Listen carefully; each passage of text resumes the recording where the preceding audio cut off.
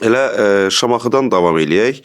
Şamaxı sabah, elə az öncə də vurğuladım ki, ən yaxşı halda Şamaxı üçün heç düşünmək olardı bəlkə də bu maçda. Ben bilirdim ki, məsələn Şamaxı 100% Şamaxıda yəni cırışacaq, dalaşıb güləşəcək, vuruşacaq. Temmoli, yəni Ayxan müəllimin komandası hardasa bəxtsizlikdən mi deyim, yenə deyirəm, hardasa yəni oyun baxımından, Çünki sabah son turlarda elə kubok maçlarında nəzərə alsaq, Kəpəzə məğlub olmuşdu sonuncu dəfə yanvarda. Ondan bu yana kubokda Sumqayıtla qolsuz bərabərlik 4-0 cavab maçında.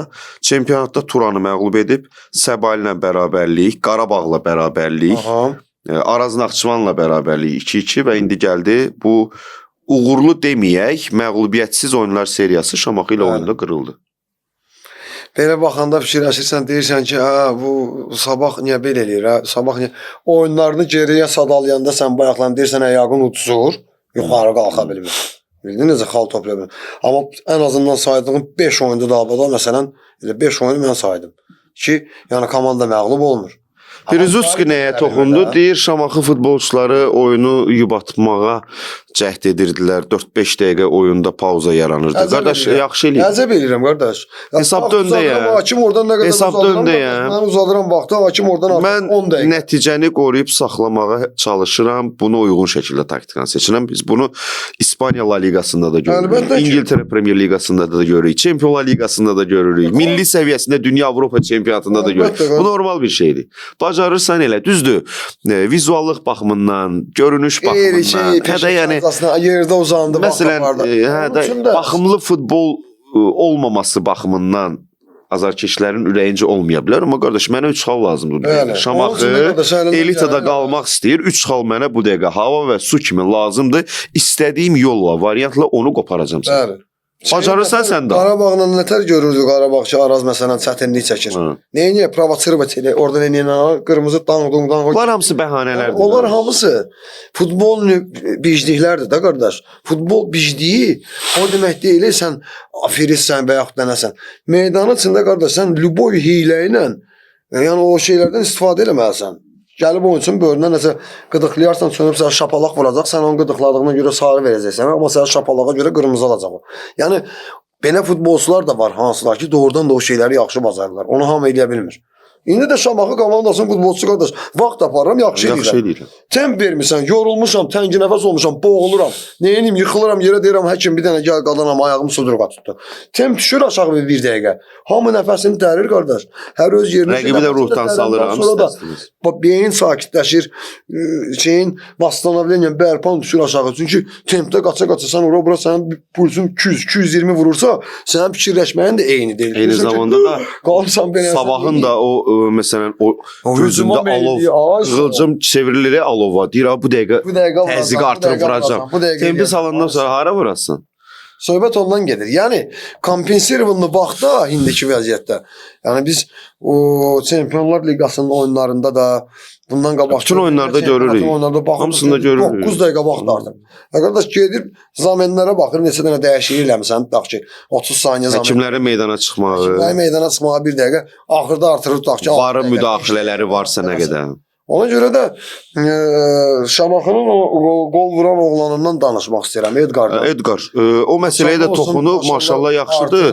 Amma deyir, milli komandaya hələ deyir, hazır deyil Ayxan Abbasov. Ayxan müəllim onu lap yaxşı tanıyır. Ayxan müəllimin mən heç futbol biliyinə... Bəlkə də bax, onun psixologiyasına bələddir.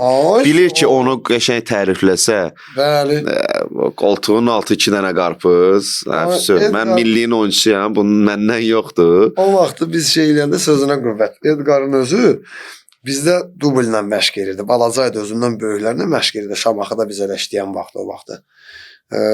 Məşqlərdə, oyunlarda baxırdıq, gördük ki, doğrudan da belə kötü kimi uşaqdır.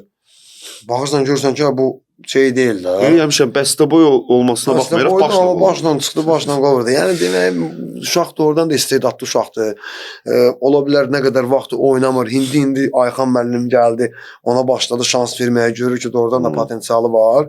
Eləsinə, yəni Ayxan müəllim, Samir müəllim, Rəşad Sadıqovun özü.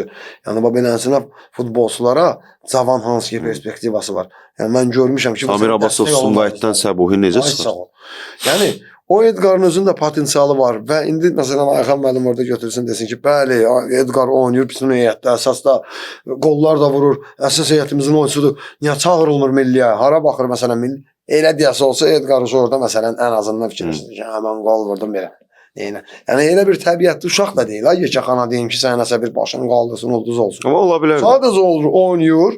Vaxtı məqamı da gəlib çatanda, Ayxan müəllimin özü onu milliyə namizədlərin içində deyəcək ora federasiyaya ki, bizdə də belə cavan uşaq var da bu Edqar. İmkan varsa bunu da çağırın. İstəməyə ehtiyac yoxdur. Onsuz da görən görür, Oyunlara baxan hamısını baxır. görür, Fernando İdman mediası da yazsın. görür. Yeri gəlində Fernando Santuşa jurnalistlər sual verəcək ki, ay Fernando baba, ay Fernando müəllim, nə deyə ona 1200 yaşı var, nə deyə, necə müraciət edir? Falan komandada belə bir stabil futbolçu var, o niyə çağırmamısan? Qoy onun cavabını o versin. Ay sağ ol. Ona görə də Ayxan müəllim yaxşı bilir nə deyir. Ona görə də komandasını da təbrik edirik. İkinci oyundu. Məğlub edir rəqiblərini və 6 xal Vəziyyətini düzəldir. Vəziyyətini yavaş-yavaş düzəldir.